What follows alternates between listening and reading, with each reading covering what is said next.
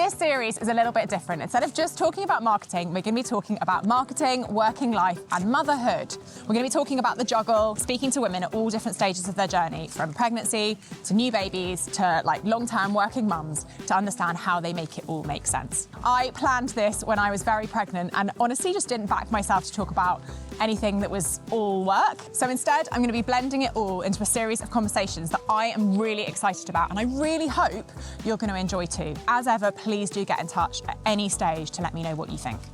Welcome to episode 2 of the Maternity Hustle. In this podcast, we're talking to people about work-life integration, how you bring parenthood into your professional world. I've got Amelia Christie-Miller coming round, who's the founder of Bold Bean. She is currently about 8 months pregnant. I think she's got about a month to go. And we've been having some really interesting chats in our WhatsApp DMs about how she prepares for the journey. So we're going to be getting into the detail of that. Please do subscribe wherever you listen to your podcast, which helps me get more incredible guests to come over, help me babysit this little guy, and talk to us about all of these topics. If there's anything you want us to cover, do send me a DM, because it really does shape our lineup and the sort of questions I ask. So you are due in 6 weeks? Yeah. Yeah? Yes. And you're still running around like a madwoman? Yes. I'm in my final few weeks of being a madwoman.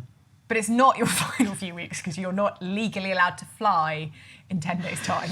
Yeah, so I'm taking the last flight I possibly can. And also I have got outfits which are, because I didn't have my fit to fly note. It just like wasn't on my agenda.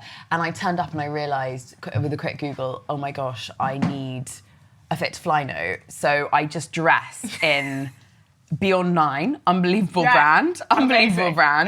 And I didn't look pregnant. It was amazing. So thank you, Beyond 9. I did this. I passed. I went on a family holiday to Jordan and my sister-in-law is also pregnant. And so there was the 6 of us, 2 pregnant women and my parents for my mum's 70th birthday, this big holiday. And we got to check in and I was like, I had a fit to fly note and I'd forgotten it. And so I did the same thing, just like massive coat. Like as we walked into the airport, like guys, no one talk about the baby. Like zero baby chat until we're on the other side of security. Yeah. And we were fine. I know, and it's also, the airport is the only space. What's amazing is you do get pregnancy privilege, which is incredible, of like people offering you seats on trains, like people just being so kind. There's something in human nature which makes people really want to look after you. In the airport, it's just not a thing, because you're kind of... Really? I noticed, yeah, definitely. I would love the little buggy for the, the long walk to the gate. We did try and chat our way into the lounge. Oh, that would be nice. It was a flat no. Yeah. We did a lot of, I'm with child. They were like, didn't work. It's still £45. Didn't work. Yeah. Do you have an Amex Gold card? No, I don't. Okay, so what is on your to-do list for these 6 weeks? Well, so I have my new marketing director starting, which is really exciting. But also it feels like I'm trying to make it a silver lining and a positive thing that actually this is the biggest hire I've ever made. It's a really big deal. When you create a brand, it's your baby, and that marketing, as you know, is such a big part of the creative direction and everything. And so having my biggest hire join when I've only got a month with them is really terrifying. But I feel like the silver lining is it's gonna force me to let go. And I know that one of the biggest tensions between founders and marketing directors is this struggle of like, I really feel let go. Let go. Whereas if I'm not there, suddenly there's this vacuum of creativity, and hopefully it will be a really good thing for the brand. But I'm not gonna lie, it's really daunting as well, because it feels like there's so much at stake. So the cookbook comes out next week, and I'm on a kind of like PR push before then, and then I fly back to Spain. Deepa, our new marketing director, is coming out, and we've got a week together where we're sort of like crash course in like understanding one another, all of that. And then essentially I'm starting to wind down my time and like take myself out of the business. I'm still going to have calls with, her and Ed, my co-founder, until, the due date. But I'm kind of getting out of the business, because I think, as you know, when you're kind of when you've created a business and when you care so much about the people, you get pulled into every conversation, not even because they want you there, but because you care. So being not on Slack and being not on email, I think will really help me sort of transition, because I am really aware of that transition going from work being so full on and everything into like twiddling my thumbs, like making, I don't know, date biscuits and freezer things. I think that would be quite scary. So I want to kind of do it in stages. Since becoming a mum, I've realised how easy it is to lose touch with the parts of life that made me, me. My routines, my people, my sense of community. But what surprised me is how much connection I found in this new chapter. Going to baby classes has been such a joy and has given me so much structure and sanity. Those chats before and after, the friendly faces and the sense that we're all figuring it out together. For me personally, getting back to the gym has been a game changer, and I've been able to do that with my baby, all through classes I found on Happity.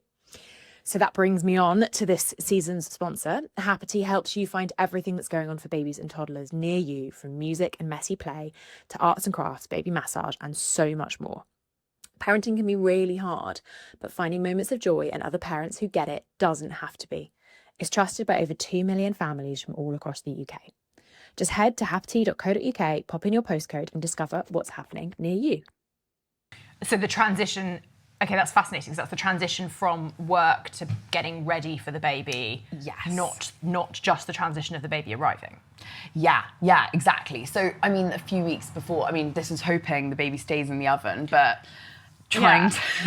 That's the thing I'm banking on. The things you can't control, but I'm still trying to control. In my head, I'm like, my baby's going to be a week late, so I've technically got... I'm like, why have I got that in my head? But I'm hoping the baby doesn't come early, which my head of people had her baby a month early, and she was like, we need to prepare for you to be out of the business. I was like, really? Okay, right. So now we're preparing for me to technically be out a month early, and then it's just like anything extra is like a bonus, and sort of, I suppose for me as well, like I want that time to not go from, I need that transition period, because life's so full on when you run your own business. And how are you planning for time after birth? So, return to work. I am planning on taking definitely 3 to 4 months out of the business, and we've got kind of escalation points and times when I'd be pulled back in, obviously if something went wrong. But it was a really hard decision, because you speak to a lot of female founders and everyone is so personal, everyone does something differently. But I feel like I have got the business to a point where I've got incredible people, and I really want to prove to myself and my team, and also women who are considering starting their own business, that it doesn't mean you're kind of, if you don't have to be pitching to an investor and breastfeeding after 2 weeks, there is a scenario where you don't have to be if you can set up the business in the right way. And I really would love to prove that. So my goal is to have 4 months off at least, and then have also a transition period where, like you, I'm kind of working on the business but not in the business, and kind of working on projects. And I think one of the founders' strengths is actually that kind of creativity and getting things started. And I'm so excited to have the breathing space of that time to not have my head in the weeds and worrying about how that person is, that communication line between that team and that team. I'm not able to think about that. So I'm hoping that time following, when I'm starting to transition back into work, could be really exciting for me as well. Yeah. There's something so interesting in what you described. I don't know if this is going to resonate for you, but when you were talking about the investor call while you're breastfeeding, there's an odd pressure to make that happen. It almost feels like there's kind of an iconic status to being that power woman. Definitely. And there's also all the pressure to not be doing that, and all of the societal judgment that comes over us. But I feel a bit of pressure to be countercultural, and to be proving that I can do it. And I definitely feel this in the context of like my new mum friends, that I want to be the one that's like, oh, I went to this meeting, and I want to be saying to my in-laws like, you know, I just took the baby to this thing that sounds like I shouldn't be taking a baby to, as though I'm trying to prove a point. And actually I'm really struggling, which I literally hadn't realised until you said that. I'm really struggling to say, no, I want to be a mum.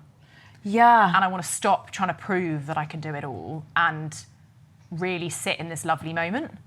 Yeah, I think there's so many conflicting messages, and I mean the main thing is like it sounds your position is nuanced. You're not a mum and you're not a working kind of having to you can't be both. And I think that's the thing that from my conversations I really is about self-compassion and like not judgment. But I think you're so right, because we live in this sort of world where I think particularly if you are really driven in your career and you really care about your career as identity, you're also likely a feminist and wanting to prove that motherhood will not affect this.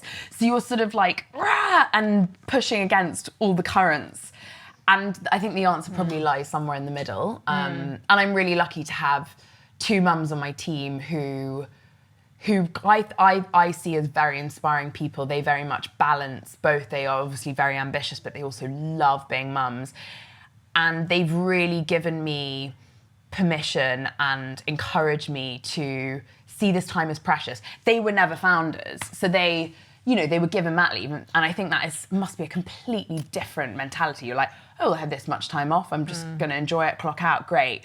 Whereas when you run your own business, there's a lot of pressure. And I worry that like, oh, people are going to look at me as a founder versus another female founder and be like, oh, she's not as ambitious, or she's, you know, she won't do as well, or she's not going to be as successful if she takes more time off. But I think my team have helped me see that actually I can, you know, I'm also responsible for modelling for my team, incredible, largely women, that actually taking time out isn't going to affect your career. And I would love that to be true, which I hope it is true. Who do you think is judging you negatively? It's so interesting that. I think it's so much yourself, or like, I don't know, just the images you see across. Hello, sir. We have a heckle from the crowd. Do you agree? Yeah, he's judging you. He's judging me. Yeah, it's so weird where that comes from, because I think I'm apologising to probably myself in some ways. And this has taken a really long, at the start of when I found out I was pregnant, I have really changed my tune from understanding more and I suppose maybe building more confidence and wanting to set myself up for a situation where, what if I really don't want to go back to work? And that is a reality. Like, if I've then promised and I've boasted about, well, actually, I'm going to start work after a month because blah, blah, blah, that would be horrible. Like, I know that I can always come back and do some work if I'm bored or if I want that stimulation, but why not give myself the opportunity to have that experience if I just want to clock out for 6 months. So I think that's what I'm sort of trying to set myself up for, is like maximum self-compassion, because then I don't need to apologise. It'd be better to come back to work early than be like, sorry, I'm not ready. Feels like a failure then. So tell me what Sticky Beak does. Well, Sticky Beak's a marketer's best friend, I think. So we're here to help you get rapid feedback from your target audience. It might be new product development, campaigns, brands. You might be looking at going into a whole new market. And we're here to help you get cost-effective, quick feedback from your consumer about that. Imagine I am the phenomenal marketing manager of our lovely sponsor, Little Freddy, with this delicious prune yoghurt with oats. How might I use Sticky Beak to make this brand and product more effective? Great question. So many ways. So as we know, packaging is kind of the most important thing as a brand on shelf. So that's what we would help you test. So not just the pack design, but maybe the format. So pouch format sizes. It could be the claims that are going on the pack. They could be looking at a new category, and so maybe there's a sub-brand that want to put in there. So anything around your NPD, but also any campaign work. So Little Freddy's might have a retail display moment. They might have some in-store display. They might have some outdoor media. It's a big investment. So how do you test your headlines, your calls to action, everything to do with kind of that campaign moment as well. And what that actually means is that I can go onto the platform and I can put comparisons next to each other. Totally, like it's all on your terms. So this is an online rapid tool that gets you feedback in 48 hours at the latest. So works on your deadlines and your timings. So you upload, say you've got 4 packaging directions that you want to get some feedback on. The respondent compares those, and importantly though, tells you why they like the option they like. Because maybe you're trying to get across a really strong health message, and if that's not coming through in the pack design, even with the one that's favourite, then that's not the right design for you. So that verbatims, the why, becomes, I think, the most important thing. So the why is like open text feedback. Totally. Fascinating. Power of AI summarises that for you because you don't have time to read 200 responses. No.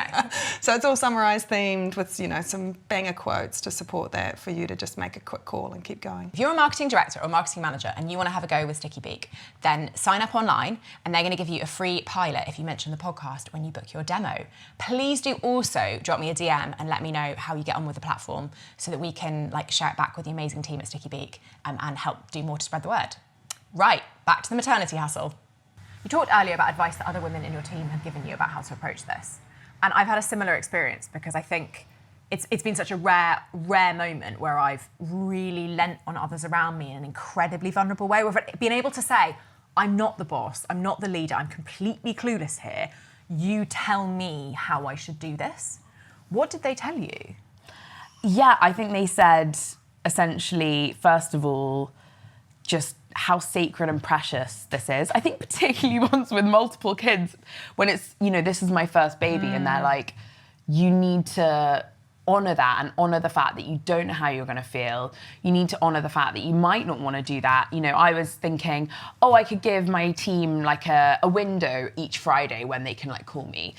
And, you know, one of them called me out and was like, you might really not feel up to it that Friday. Why don't you change it so that if something dramatic happens, they WhatsApp you in the morning and say, can we speak to you at any point today? And then you can say, actually, I'm feeling really good now, let's have a call. So it's those kind of tiny details. And I think also when it's coming from your team, it's extra kind of, I don't know the word, it's extra,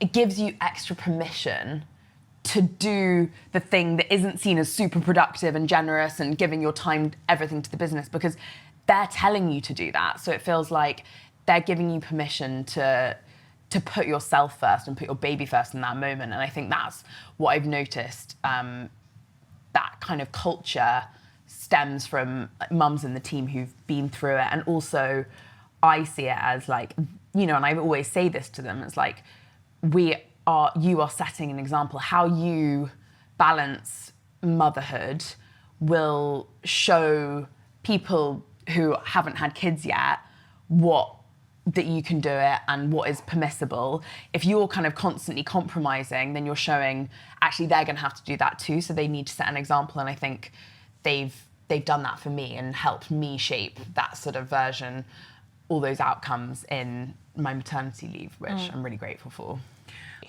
Every parent, wherever they are at in the parenting journey, knows that it is a whole mix of emotions, from guilt to joy, from magic to carnage. It's like a whole hot mess.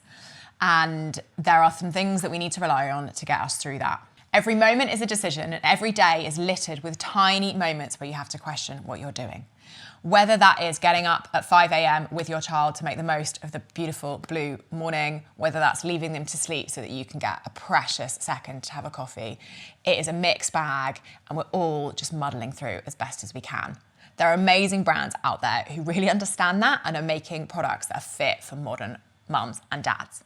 Little Freddy's, our sponsor for this series, is one of them. Little Freddy is the baby food brand for parents, designed to provide real food there for the moments where you really need it. Founded by food-loving parents Piers and Taz, who designed this range when they were weaning their very own little Freddy, the boy that this range was named after.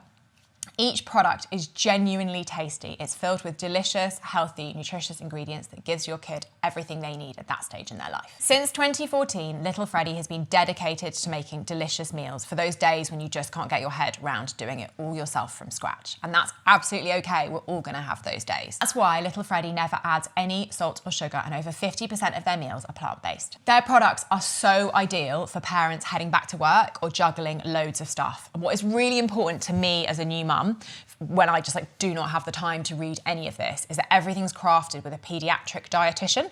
It's quite hard to say that, which shows how much intel they have. And so you can really trust that everything is total confidence that it's the right texture, the right ingredients, the right formulation for your baby.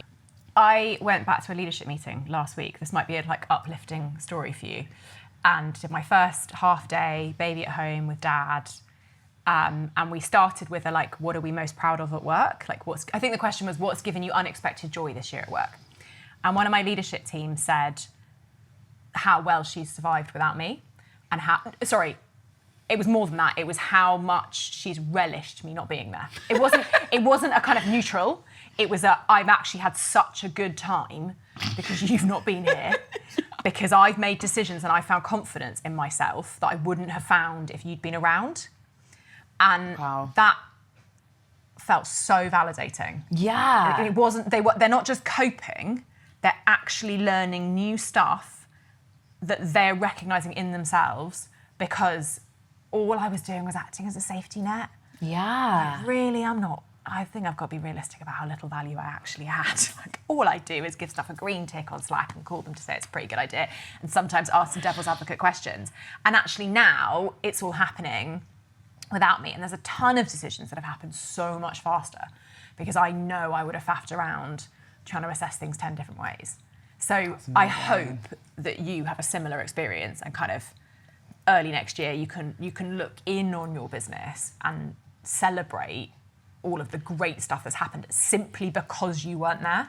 Completely. I mean, I remember that from early days when I, first went, when I had a very small team and I first went on holiday when I was doing, so much of the business.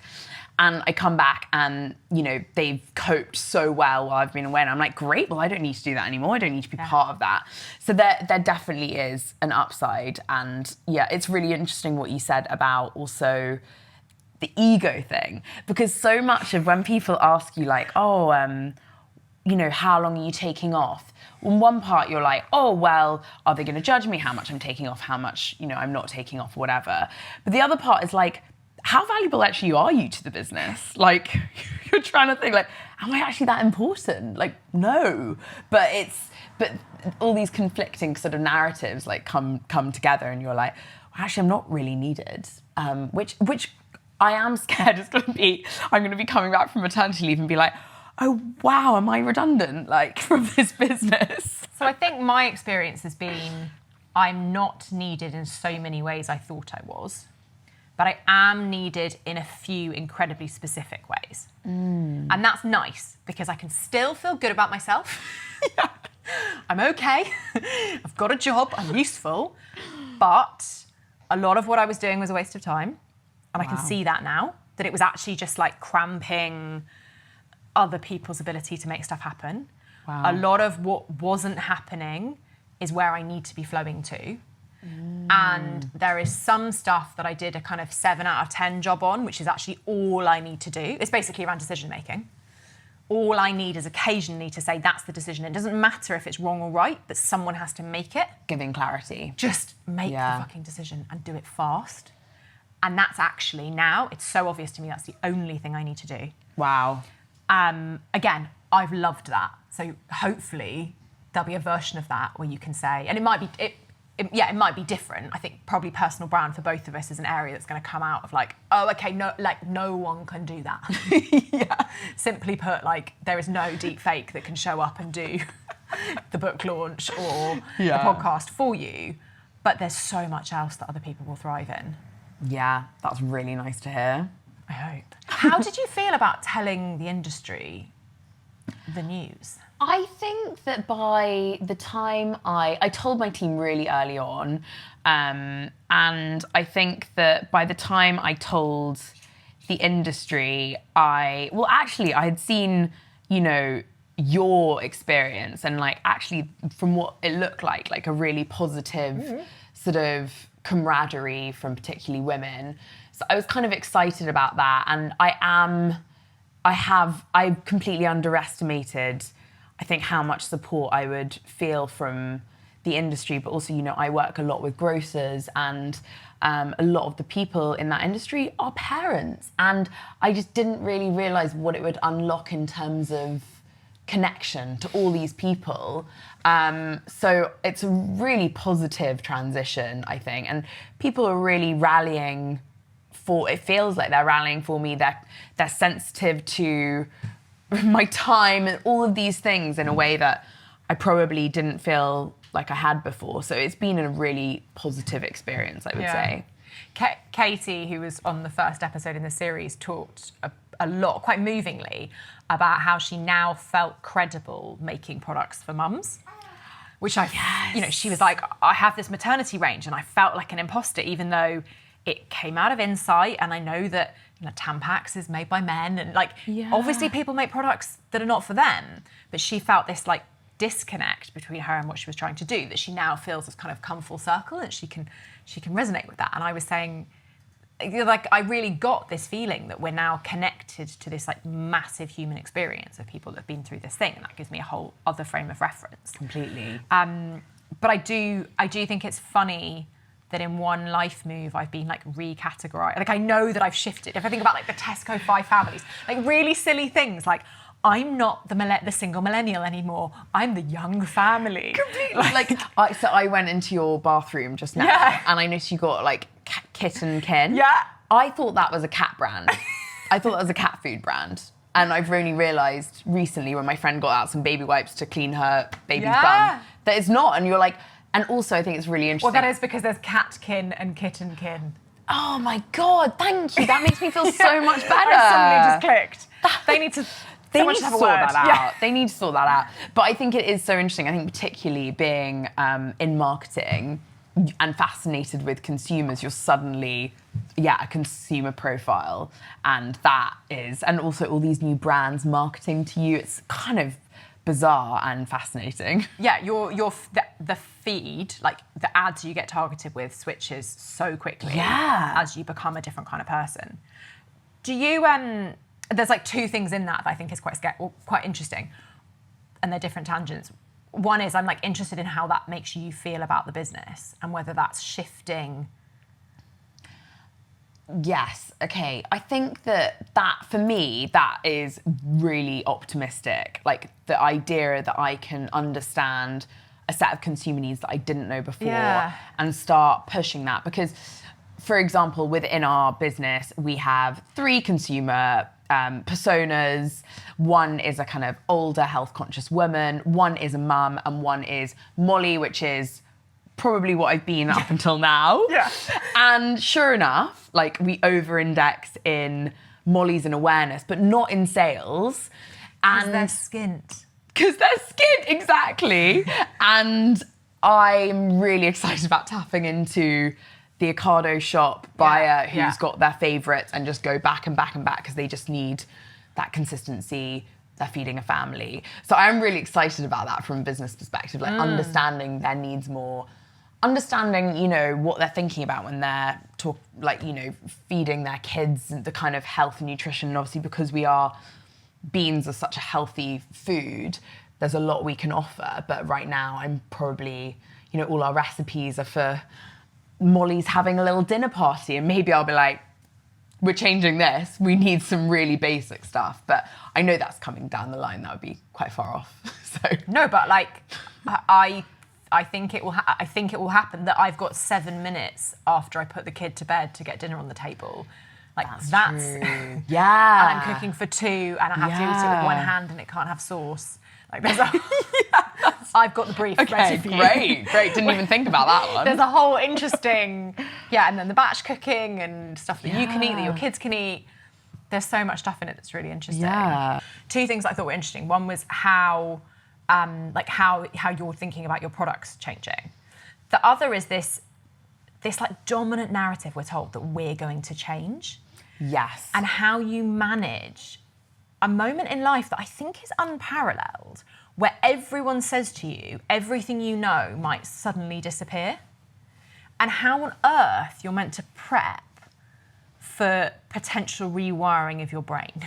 Yeah, that is, I really get scared hearing that. Yeah. And people say, oh, it takes you 2 years to get the same brain again. You're like, what? I don't have 2 years to get back to normal. Like, that's not possible. And then you hear narratives like, it's fine, you just get better at prioritizing. And there's so many different things. I find that really, really hard. I think the thing that I'm trying to continually work on, which I feel will see me through those different outcomes, is self-compassion, because I'm not trying not to dislike whatever version of myself I end up being, and trying to remind myself that it's going to be a journey, and it could be really hard, it could be incredible, like hopefully it's probably both, but not trying to sort of, if I can practice self-compassion, that will help. And I'm trying to do that now, you know, even if I'm feeling guilty that I haven't replied to messages or whatever, I'm trying to be like, starting now, self-compassion, I've got a lot on, that kind of thing, which I think is a starting point at least. Do you believe the narrative that you might change? I think I do, yeah. I do. I mean, I've been recommended a lot to read Matrescence. Yeah, same. I think I asked the question because I don't think it's so funny, when I was in your shoes literally 2 minutes ago, like as though I have any different perspective. But I really struggled to take it seriously that I was going to be rewired. And I didn't read Matrescence, I think because I was scared.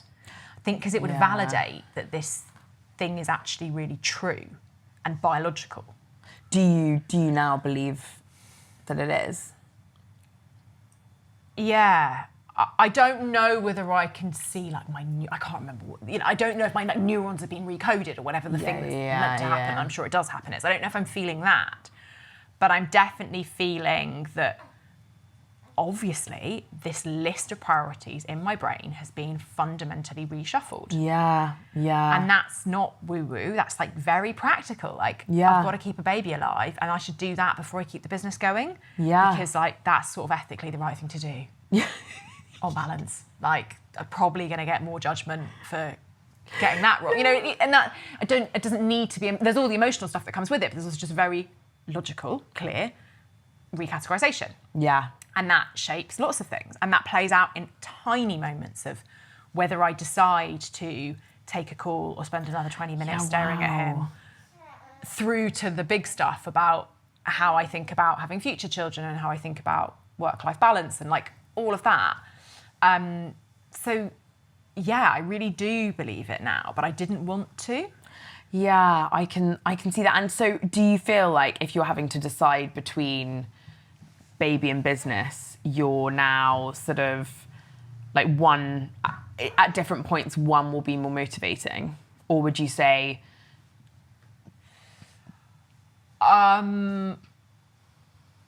That's such interesting language. The way I see it at the moment, and this is like fresh off the boat of motherhood, I'm like less than 3 months in, is that I'm obsessed with both of them. Like, I'm obsessed with work, and that hasn't changed. I still love it. I still think I have the best job in the world. I'm still fascinated by what I do. He's chatting away because this is feedback that he's not into. He's like, are you really saying this? Yeah, because in front of me, I'm great. And then I'm completely obsessed with hanging out with him. Yeah. And the time I get where he can giggle or smile, like right now he's only demonstrating grumpy face, but he can be really smiley and delightful. And when that happens, I don't want to be doing anything else. And so it's not what's motivating, it's like these pull in two directions. Okay, yeah. I'm going to take 30 seconds, and I promise no more than 30 seconds, to quickly tell you about what I do. I'm obsessed with startup marketing, and I run 3 businesses. So the first is Upworld, which is a community for people in marketing. If you're feeling lonely or out of touch with other people in the industry, that is for you. or you want to upskill fast. That's your place to go. Secondly, Up Talent, which is my take on a recruitment service. I have hated working with recruiters, both as a candidate and a hiring manager, so I set out to design a process that was like heartwarming and magical for everyone involved.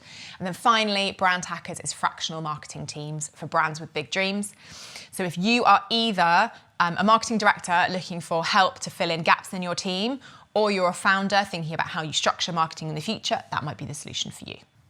That's kind of as far as I can get with it. Yeah, no. I don't really have a bigger view because I can't imagine him being bigger, and I can't imagine right now. I'm trying. I keep saying to myself, well, how am I going to be in the gym at 7 and I'm going to do 9 to 5 work and I'm going to put? And the reality is, you're obviously not. Yeah. Let's start there. Let's start with your old life being completely unmanageable now. Yeah. And I still can't catch up. I'm still going, oh, if I get up at 4, I'm still trying to do these mad riddles as opposed to just settling in the new existence. That's really interesting. But I think it's just time. Yeah. Is there like a plan in that? It sounds like I have nailed the timing, but to be honest, it sounds like you've or gone not nuts. Yeah. Or not. But as in, like, it's crazy that I, if I had got pregnant, 2 months earlier, oh God, I actually don't know what would have happened, but I just wasn't thinking about it in that way. But I think it's one of those things where it's been really useful because I've had my eyes on the prize, which is this big transition we're going through. And then it feels like I'm not actually able to look ahead beyond that, which is where my head would be if we didn't have these massive brand moments. And so it's giving me the freedom to probably let go of things that are happening next year. My team they're the ones thinking about that. And I think that will be really helpful for me letting go during my maternity leave, because it's not like I've been deeply in projects that are going to come through and handovers are easier. So it's worked out really well, I think. That's really interesting, and definitely not to how it looks from the outside. In what way? This makes it sound like I've been kind of like fretting about your business for you, which I have not. But it looks kind of mad that you're doing these huge things at the same time. It's like bombshell tapping out. That seems quite crazy, but actually it's really interesting thinking about it as like what my old boss described to me as like business as usual and change projects. And you're in these change projects that end, and the business as usual has already been set up to be in a really good place. Yeah, so that's actually quite interesting. Yeah, exactly. And I think you forget about writing a book. You write it a long, long time before you actually... Yes. And then you have to shoot it, and then it comes out like 8 months later. By the time it comes out, you almost forgot you worked on it. So it's a very long process. So I'm in the like PR, let's make this a Sunday Times bestseller, that's our goal, time. And that does have a finite point, because PR people get bored of talking about a Bean book coming out. So that's perfect for me. Yeah. How long has this new... I want to make a bean pun. Yeah, everyone does. Everyone's like, you're going to call it Little Bean? I'm like, no, I'm not. I'm not. Too far. Is it going to be named after a bean? How long has this new bean been on the cards? So my husband was broody for a long time. He was kind of, I think because I was so obviously possessed and in love with my work, he knew he needed to get on the bandwagon sooner to help me think about it. And so he kind of very much was kind of subtly pushing for a while. And I was terrified because I felt like, I just felt like the business wasn't in the right position, and I felt like I was on this kind of borrowed time where I needed to push for as long as possible, because when I have a baby, it's all going to be over, and like I'm not going to be able to work as well. Like that was my own perception and judgment of my future self, and it's just so screwed, isn't it? That like actually made my gut hurt. Yeah. Because I had such a strong feeling that I saw it as a line graph, and I was like, basically, the minute I give birth, it's going to plateau. Yeah. How important do we think we are? Like, as though like there cannot be growth without me. It's absolutely nonsense. Like the team are flying, but I really felt like every extra month would be another, every time every month I wasn't pregnant was another month of hustle I had to get it that one step bigger. That means it was that bit more secure before this kind of terrible pause that was going to happen. And the truth in the way you described that just made my whole stomach go like, oh, you fool. What's amazing is that how you described it has actually been great for the business and the people within it. Like I almost treated it like a bit of like a research project, and I did speak to loads of women who'd been through it. Same. I think we did the same. I think we did the same whip round. Definitely. But I found it fascinating. I mean, it's what's inspired this. Yeah. Because I found those conversations so fascinating and so intimate and so private. And actually, and I thought, and then I had this hunch, which was like, I think these are conversations that we need to have on a bigger platform, because I think other people would really like to be on these calls too.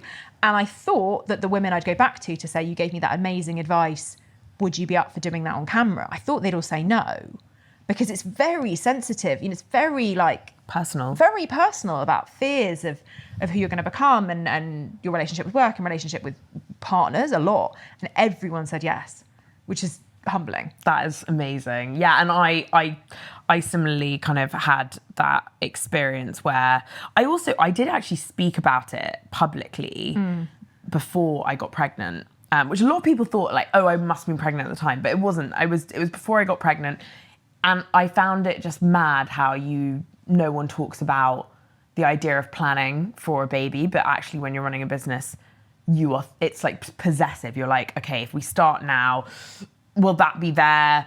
Will I have the right team in place? So you're thinking of all these theoreticals, but then your society tells you like not to talk about it.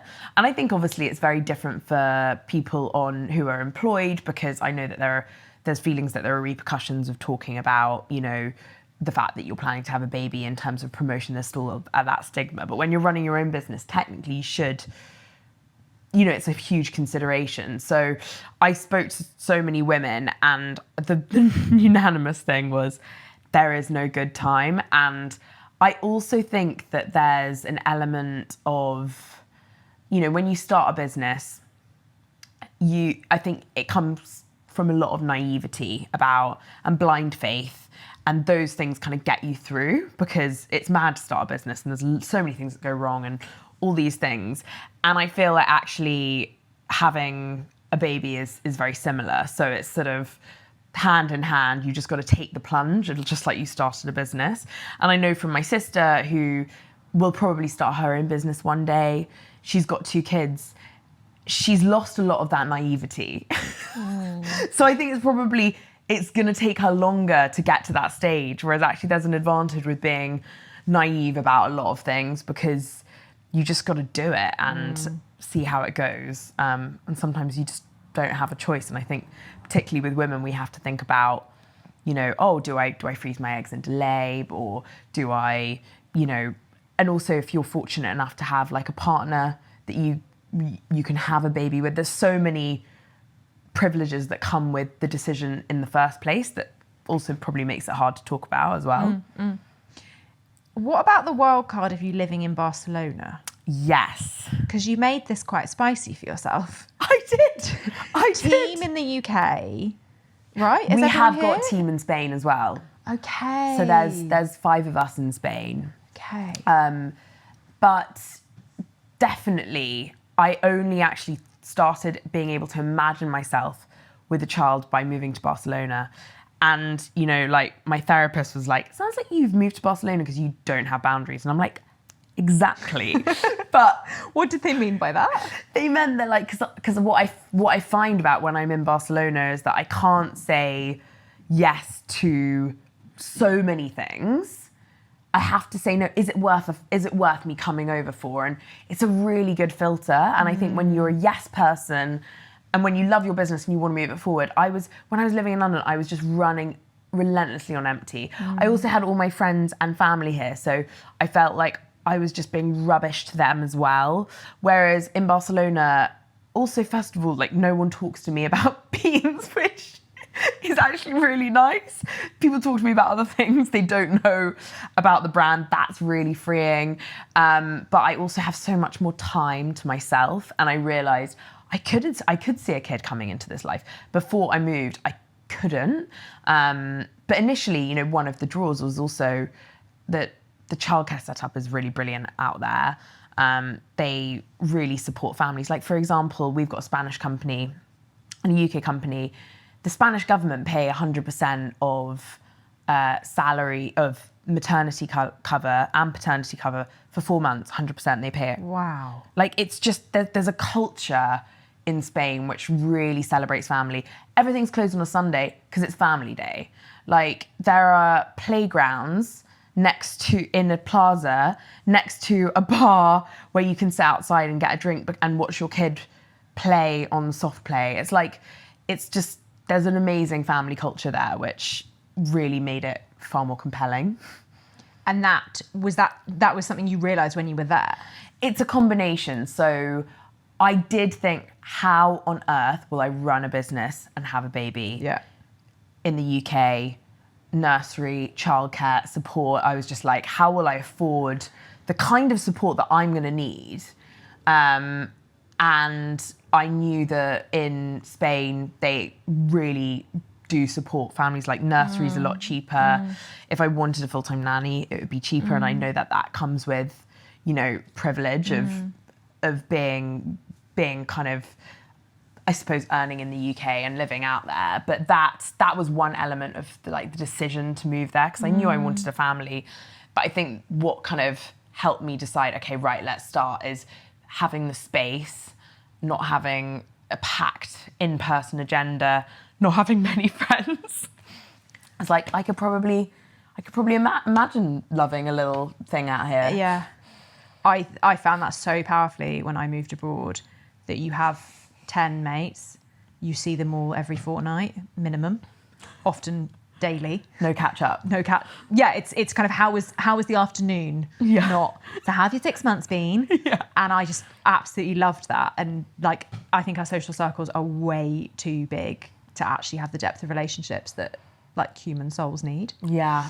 That's so interesting. And kind of in what you're saying, there's a really sad truth about life in the UK. Like, yes, you and I might need more childcare than the norm, maybe. Maybe, but probably but not. Probably not. Yeah. And we are both running very successful businesses. And the fact that we're financially concerned is terrifying. Yeah. I think we have to acknowledge our privilege big time and say we are very, very privileged. And yet it's a factor. Completely. Yeah. And imagining, like, for us, it's a non-negotiable that we're going to continue to work. But imagining, because that we've got a business, but for people who don't have a business, and then it's like, oh, well, then it suddenly becomes like, are we going to lose incredible talent from the system because it's just not affordable? And I think it's such a problem. It actually, from understanding what the Spanish system does, it's made me quite angry about the lack of support from the government. And even my sister, you know, she has to pick up her kid at 3 p.m. Well, she can't do that because she works. And then there's, you know, they give the parents like homework of like a book they need to put together. The kid's not going to do that. My sister had to print. I'm like, are they not considering you guys as parents with really full-on lives? And it feels like they're not. It's just sort of, you're expected to do it all. There must be so many female entrepreneurs. Like, I agree with you. We can't. We actually could. We could say we're not going back to work. We could. It would have huge impacts on our business. Yes. But we have to be very clear. We do have a choice. We feel That's true. The narrative we tell ourselves is that we Yeah. can't. We could. We definitely could. Yeah. But there will be so many people with early stage business ideas who just financially, like what this is doing for entrepreneurship in the UK. I know. But I think women think about it 5 years before. They don't start businesses 5 years before because they're already thinking about maternity leave. They're already thinking about that, which breaks my heart, because I do think that there are, from my conversations, which I've found is a really positive spin on this, is that there are so many advantages to running your own business and having a family. So many. And they're not spoken about enough to motivate, you know, the next 30-year-old who's like should I start a business? Am I too late? It's like, no. Like, I think there's so many upsides to being fully autonomous, to being able to flex, but also, you know, I was speaking to Emily from Good and Proper, and she was just like, you know, she's on a pram walk and she's bursting with creativity and she's got somewhere to channel it. And that's really amazing. And also, you don't have to go cold turkey and then suddenly back to work and it's all full on. You can flex it and still retain part of your identity throughout maternity leave, which is an advantage. There's so many advantages that I'm really trying to like buy into as part of my fears as well. But I really would love, people who are hesitating, women who are hesitating to start a business, to not feel and start to see, oh, there could be an upside to this. Like, let's just go for it. Yeah, I really feel like I'm living in all the upside. That's amazing. What else are you feeling like? Well, I'm in a unique position. I don't have investors. Yeah. So our growth is as fast or slow as we as a team decide it should be. Yeah. But that's a great consideration as well, though, because you can build a business model where, like, for example, I do have investors, but half of mine are women. Yeah. And they're not institutional investors. Yeah. And I definitely probably have urged towards that side with that in mind. Like, you can create a path that will end up being more compatible with you becoming a mother. Yes. Which is true for anyone in career planning in any sort. It's like the money you take, the jobs you go for, the bosses you work for, all of that stuff does shape our decisions. But it's another reflection of how much that's informing the choices we make from that point in your life where you start to think this is coming on the horizon, all the way through to the bit when they're at secondary school. You know, we're talking like 15 years of our careers where every decision is low-key informed by our relationship to children. Yeah. Wow. Quite bleak. Quite balmy. Has the way you've been operating in the business changed already? Like, have you noticed your leadership style shift? Yes. On this part of the journey? Yes, I've had to think way more already about, well, if I'm not going to be in that conversation in 2 months' time, do I need to be in it now? So I'm already taking myself out of meetings, which I think is amazing. Yeah. Things like that. But I also think that I have been thinking about my role as founder, as CEO, and how that's going to change longer term. And I think it's kind of been an accelerator in me really facing into what needs to change long term for the business and for me, which I think would have happened eventually if I didn't have a kid. But it's forced me to confront those elements further, hire that marketing director, which I'm so excited about, and is hopefully going to take the business to, you know, new heights. Yeah. Yeah. I think I've said this to you before. I've definitely said this on LinkedIn before, that the intellectual exercise of planning to have a baby, which we called Project Baby, and there was a spreadsheet for it, and this was before I was pregnant, was the single best thing I've done as a leader. And it was like the metaphor of the baby was so helpful as a way of saying, what if I wasn't here? What would change? Yeah. And I kind of really encourage it as, maybe this is my next career, maybe I should like turn this into IP and run workshops on it. But I really encourage that thinking. Yeah. Like, every team leader should do the war game of, I've got 6 months and I'm out for a year. Hit by bus theory. That's what people say. Yeah, it's the same thing, right? Yeah. And what does that force? Because we probably will have made decisions that we should have made a long time ago. Yeah. Confronting. Yeah. What's the Bold Bean Co that you want to come back to? Oh, wow. Well, I think the thing that I would love to come back to is like a really happy and motivated team. That would be really exciting if they're all feeling like buzzed and charged and, you know, thriving with creativity. I would love to come back to a Bold Bean that understands, you know, because we are going through this marketing transition, we've very much been like organic-led PR, organic social. We haven't done meta ads before, which is quite unusual for a business. Very cool. It is cool. Like, very impressive. It is. And we haven't done, above the line campaigns. We haven't done like paid forms, but we need to, because a lot of the stuff we do isn't actually that scalable. It's like relying on magic and word of mouth, which is what is at our heart amazing. But like, how do we transform that? And I think the marketing director coming in, I really hope, will find a way to keep the magic, but like find a way to scale the business, because we've got a super loyal, incredible customer. But how do we get to that next person, that next, consumer that is a bit more mainstream? Because that's where we'll make real change as well. The foodies, they're on board with beans. We love them. How do we get to the next phase?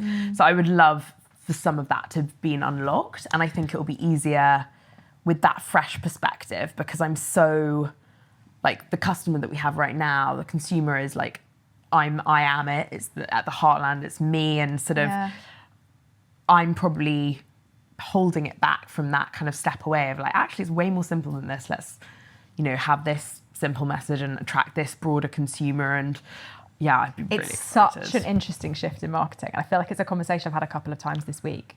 So there's so much irony in it. You've actually got to move to doing way less stuff that's way easier. Yeah. Because you move from this really hard work, like slow return, high engagement, hard graft stuff, which is like the PR, the organic social, to pressing print on an out-of-home campaign that takes, one click and has 50 billion times the potential impact with such a like fleeting engagement. Like, it's such a different kind of media, but it's such a different way of working. Yeah. And I think it's such an interesting transition that, you're going into like a totally new world of operating. Yeah. Where it's like a few big decisions, not a whole load of incremental slog. Completely. And I think it's scary for me. So I'm kind of excited about not being there. Yeah. Because I feel like it will help the team take the plunge as well, with someone courageous at the helm being like, this is what we need to do. I also want to clarify that it's not that what you're doing at the moment isn't scalable. It's that it will scale slowly. Yes. Because you have scaled to an incredible point with those organic, I can't help myself. The marketeer in me is like, screw out motherhood, let's talk about the strategy. But it's scaled to an incredible point with what you're doing. And if you kept on going, you would chip and chip and chip and chip away with early adopters and more early adopters and more early adopters towards the mainstream. But I assume there's some kind of hockey stick you want to create where you've got to change gears. Yeah, that's really interesting you say that, because I suppose I was of the view that, there's a bubble we're sort of speaking to right now, and we need to extend beyond that bubble and like doing the same sort of... But you can stretch and stretch and stretch the bubble, or you can just burst it. Yeah. And I think every brand has a moment where they need to change gears. And like Tony's Chocolonely is the most interesting example of this, with their like no paid media strategy. For so long, they swore by that. Yeah. And then the context in the business changed, and commercially they needed scale, and they needed it now. And that's what you can't do with an organic only approach. Yeah, for sure. So that's what's going to happen. Well, I don't think it's going to have happened by the time I get back, but I think there'll be a real step and understanding and courageousness, hopefully, in the business to take that so step. Exciting. Yeah. Okay, my final question. This little guy is fast asleep. Oh. He thinks he's still feeding. He's not. He's just zonked out. Yeah, he's just zonked out, which is perfect. He's been so quiet. Has there been a piece of advice so far that you found incredibly helpful that you'd like to pass on? Oh, that's a really good question. So I think the first one is so obvious, but there's never a good time, because that's the stage I'm at. I'm not a mum yet. It's in my belly. And I think coming to terms with the fact there's never a good time has been really brilliant for me, feeling less apologetic about the timing and the repercussions of the business. I think that's probably been the best. And then also this idea of, you know, good enough is good enough. Things are going to change. Things are going to not be the same, and sort of understanding that ahead. I think that feels like something I will be saying a lot. Like, sometimes good enough is good enough, and that will do. Yeah. One of my reflections on the whole journey of pregnancy and motherhood is like the limitation of like language, and how like the things that people always say are so true. So like the best example I have of this is when people are saying like, how is birth? And everyone's like, birth is wild. And that sounds like a slip of the tongue. It sounds like a proverb or like a thing that you say. And actually it's that there are no better words to describe it than birth is wild. And yet those words have been so overused that they've taken all of the magic and meaning out of them, that it feels dismissive. And I think it's just really interesting the way you say that. Like, it's never a good time sounds flippant, but actually it's the most powerful advice. It's so deeply true. It's just that we've heard it so many times we've stopped listening. Yes, yeah, completely. And every single one of those, you know, sleep when your baby sleeps, like, that's not a flippant thing. That's fucking good advice. And if you don't live by that, you're going to get in loads of trouble. All of these things are what they say they are. It's just that we become numb to them. It's just that we become numb. Yeah. Because this is such a human experience that so many people go through. So it's talked about so much that we've lost the ability to hear. Yeah, that's so interesting. But obviously it means that you've got so much research in where the wisdom is. Yeah. So it's like a proof. Yeah, Is in those old wives' tales. Like, those old wives, they knew some stuff. I think. I don't know who they are, but they were wise. All right. Thank you so much for coming. Thanks for having me. Oh my God. So fun. Thank you so much for listening. I really enjoyed that conversation, and I hope you did too. As I said at the start of this, please do DM me. Give us the feedback on who you want to come on the show, what you want future episodes and series to be about, because we really do listen to your feedback. And subscribe wherever you listen to your podcasts. Thank you so much. See you next time.